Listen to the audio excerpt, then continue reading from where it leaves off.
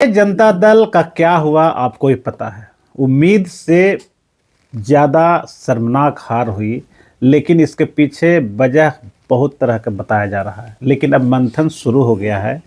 Party के प्रदेश कार्यालय में मंगनी लाल मंडल जो प्रदेश अध्यक्ष हैं, उनकी अध्यक्षता में आत्मचिंतन हो रहा है, मंथन हो रहा है। मगध प्रमंडल का आज बैठक शुरू हुआ है। मेरे साथ प्रवक्ता हैं एजाज जी। क्या कुछ निकल के इसमें आने की उम्मीद है? कुछ कार्रवाई होगी क्या? आज संविधान दिवस के दिन से समीक्षा बैठक हो रही है और ये 9 दिसंबर तक चलेगी। समीक्षा के दौरान हम 3-4 बातों की जानकारी प्राप्त कर रहे हैं। सबसे पहले तो ज्ञानेश कुमार जी ने जो चुनाव अधिसूचना के बाद और चुनाव अधिसूचना के बाद जिस तरह से 3 लाख नए वोटर्स के नाम जुटे, ये देश के इतिहास में पहली घटना है।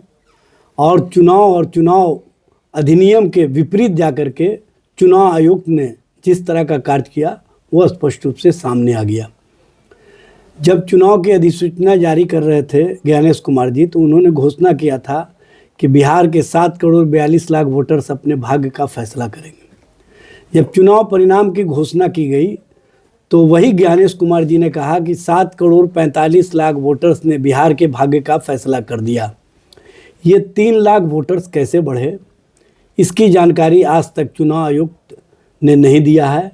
इस जानकारी के लिए हम अपने जो उम्मीदवार रहे हैं, जो हमारे नेता और कार्यकर्ता के माध्यम से उम्मीदवारों ने जानकारी प्राप्त की है, उस जानकारी की साझा यहाँ पर जो वार्तालाप है उसके दौरान करेंगे। और साथ ही साथ चुनाव अधिसूचना के 2 दिन पहले तक जो नए वोटर्स के नाम जुड़े, इनरोल्ड हुए 22 लाख के करीब, तो उन 22 लाख वोटर्स के नाम प्रकाशित नहीं किए गए। इनरोल्ड सूची को अभी तक से प्रकाशित नहीं किया जाना कहीं ना कहीं इसमें भी बड़ा घालमेल है।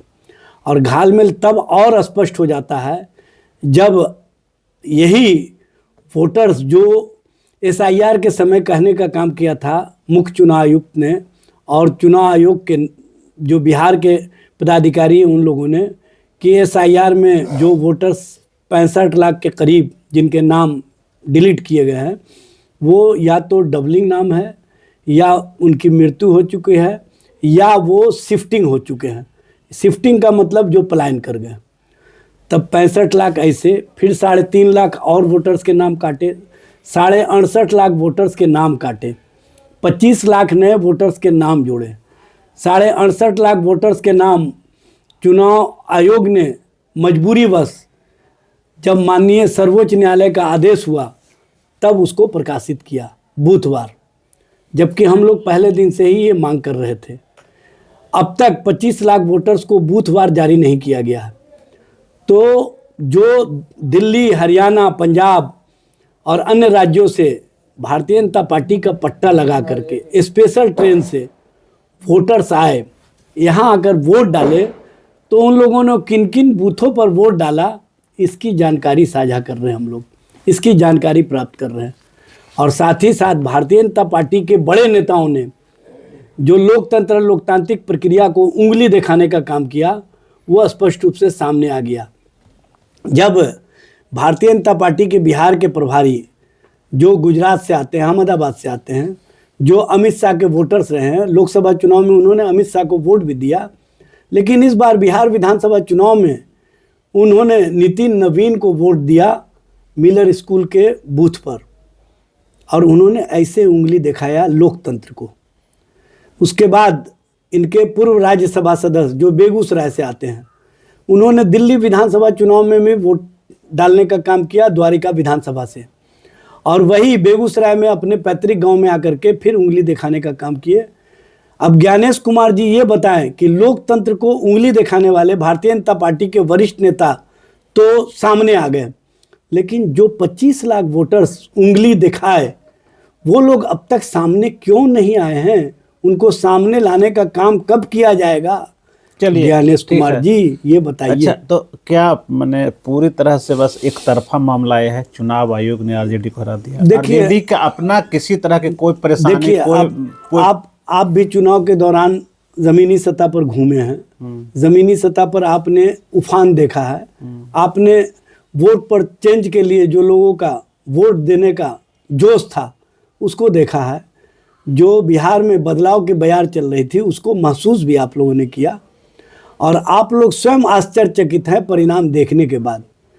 तब जब लोकतंत्र के प्रहरी वोट के बाद, परिणाम आने के बाद आश्चर्यचकित हो तो समझ सकते हैं कि लोकतंत्र कहाँ चला गया। कुल मिलाकर यही कह सकते हैं अपना तो कि आत्मसमीक्षा के भी करने की जरूरत नहीं है। नहीं समीक्षा, पार्टी स्तर पर समीक्षा करने की जरूरत नहीं है। आपको वोट मिला लेकिन तिकड़म करके मैं चुनाव आपको आयोग बता रहा ने हूँ, बीजेपी के साथ मिलकर आपको हरा दिया। कहने का मतलब यही हुआ। नहीं, समीक्षा का कारण मैं बता रहा हूँ।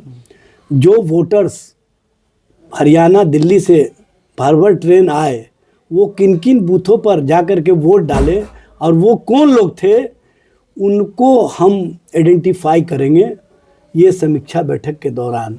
अच्छा। और उसको हम बूथ वाइज और उसको हम उजागर करेंगे। अच्छा, तो एक चीज तो किसी बूथ पे आपका पर्सनल बूथ है, आपके पर्सनल बूथ पे अगर 500 वोट है एजाज जी, ठीक है, 500 वोट है तो उसमें आपको क्या लग रहा है 500 लोग में तो आपको मैक्सिमम आप पहचानते होंगे, आपके घर के हैं, तो आपके मोहल्ले के हैं। एक्स्ट्रा लोग अगर 100-200 लोग अगर वोट वहां कर रहे थे तो उस समय तत्काल नहीं पता चला आपके बूथ कमेटी आपका है? नहीं, अब मैं बताता हूँ, क्योंकि आपको भी पता है कि 208 विभिन्न राज्यों से पैरामिलिट्री फोर्स आए थे जो भाजपा शासित राज्यों के थे। तो वो रोक रहे थे हमारे लोगों को। आप ही को रोक रहे थे और फर्जी वाले को अंदर कर रहे थे। भाई ऐसा कहने का मतलब यही ऐसा हुआ है, तभी तो वोट। अब तो उस समय आप लोग प्रोटेक्ट काहे नहीं किया? भाई उस तरह की आवाज तो नहीं आई उतना। आपको नहीं पता, हम लोगों ने हर जगह प्रोटेस्ट किया।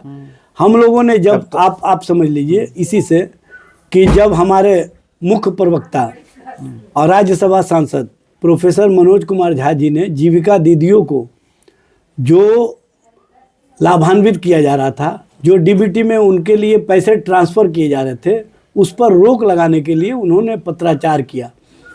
मुख्य चुनाव आयुक्त को बार बार पत्र लिखा, लेकिन मुख्य चुनाव आयुक्त उनके पत्र लिखने के बाद उसको लीगलाइज करने का काम किया और कहा कि किया जा सकता है। तो इसी से समझ लीजिए कि किस तरह का खेल चल रहा था। हम लोगों ने एसआईआर के समय में भी विरोध दर्ज करवाया। जी, हम भी उसी बात को कह रहे हैं कि आप जो बोल रहे हैं कुल मिलाकर कहा जाए तो चुनाव आयोग की मिलीभगत से सब कुछ मामला देखिए इसमें हो रहा है, इसमें बीजेपी किया है। लेकिन जब आप कह रहे हैं कि एक्स्ट्रा वोटर वोट कर रहे थे उस समय, तो उस समय अगर एक्स्ट्रा लोगों को वोट कर दिया तो चुनाव परिणाम का बहिष्कार करना चाहिए था। हम ये सार्वजनिक तौर पे हम आपको ये बता रहे हैं, सब लोग करते कि देखिए हम ये वोट 500 की जगह पर 700 वोट पोलिंग हो रहा है, 200 वोट मेरे खिलाफ में पोलिंग हो रहा है वहां पे, तो हम उस चुनाव परिणाम का इंतजार क्यों करें? इंतजार ही नहीं करना चाहिए था। मैं आपको ये बता रहा हूँ ना कि जो वोटर्स के नाम काट दिए गए थे 65 लाख, आपको पहुंचने नहीं दिया गया। 65 लाख जो वोटर्स के नाम काट दिए गए और उनके नाम जोड़ दिए गए कि नहीं जोड़े गए, ये अब तक रहस्य का विषय है। 25 लाख नए वोटर्स जो जुड़े, उसमें कितने नए वोटर्स थे जो पहली बार वोट किए, और उसमें पुराने वोटर्स जिनको आपने डिलीट कर दिया था उनके नाम कैसे जुड़े, किस कारणों से जुड़े और कौन जोड़वाने में भूमिका निभाया, ये असल रहस्य का विषय है। इसी की जानकारी प्राप्त कर रहे हैं। बस दो ही मामला है, इसमें कुछ नहीं। या तो आपके अगर 500 वोटर आपका पहले से है तो उसमें से जेन्युइन वोटर को काट दिया गया, 200 वोटर को उसको आपके बूथ तक पहुंचने नहीं दिया। दूसरा खेल हुआ ये कि जो फर्जी वोटर जो बीजेपी और चुनाव आयोग की मिलीभगत से आई, तो आपके ओरिजिनल वोटर को पहुंचने नहीं दिया गया और जो फर्जी वोटर वो पहुंच के वोट कर दिए। यही मामला है ना? इसमें मशीनरी का भी खेल है, वो भी सामने आ जाएगा। अच्छा, ऐसा तो नहीं कि वो 200 सामने से नहीं आकर प्रत्यक्ष रूप से ईवीएम में डाला गया। वही ईवीएम में डाला गया, वही हुआ। सामने से वोटिंग नहीं वो लोग करवा सकते। सामने उनको नहीं लाने की हिम्मत इनको हुई और ईवीएम में डाला गया। वो बाद में या पहले दोनों काम हुए। जो एक्स्ट्रा वोट बढ़े वो ईवीएम में प्लांट किया गया। चूंकि आपने देखा होगा चुनाव आयोग से बार बार हम लोग अपील कर रहे थे कि आप वोटर्स को बाइफर्केट कीजिए कि महिलाओं ने कितना प्रतिशत वोट दिया, पुरुषों ने कितना प्रतिशत वोट दिया। तो इन्होंने पहले चरण का जो चुनाव हुए 6 दिन हो गए थे, उसके बाद इन्होंने 11 तारीख का जब चुनाव हो गया तब बाइफरकेट करके दोनों का बताया कि इतना प्रतिशत महिलाओं ने दिया, इतना प्रतिशत पुरुषों ने दिया।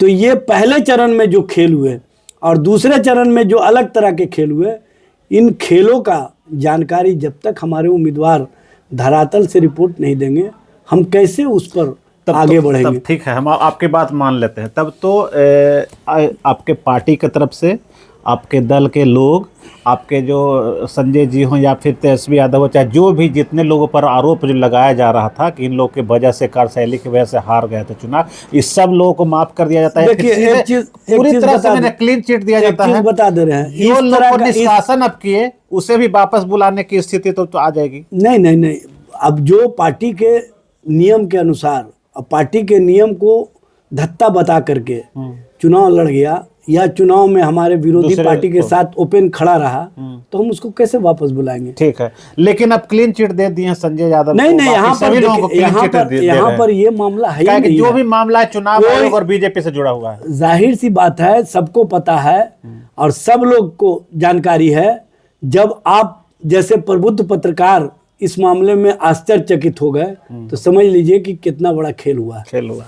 तो आपने देखा कि एजाज जी ने साफ कर दिया कि जो आरोप लग रहे थे संजय यादव पे या फिर बाकी जो अधिकारियों पे कि उनकी कार्यशैली के वजह से चुनाव आरजेडी हार गई, ऐसा कोई बात नहीं हुआ है। पूरी की पूरी प्लानिंग जो थी बीजेपी की प्लानिंग थी और चुनाव आयोग की मिली भगत से आरजेडी को हराया गया, एजाज जी कह रहे हैं। लेकिन अब देखने वाली बात है कि आत्म समीक्षा, ये लोग जो समीक्षा जो कर रहे हैं पार्टी की तरफ से, वो ये समीक्षा कर रहे हैं कि कहाँ कहाँ चुनाव आयोग ने गड़बड़ी की। बस समीक्षा इसी बात की होगी। आपको ये वीडियो कैसा लगा इस पे कमेंट बॉक्स में जरूर बताइए। नमस्कार। अगर आपको ये खबर अच्छी लगी तो चैनल को सब्सक्राइब करना नहीं भूलें और बेल आइकन जरूर दबाएं।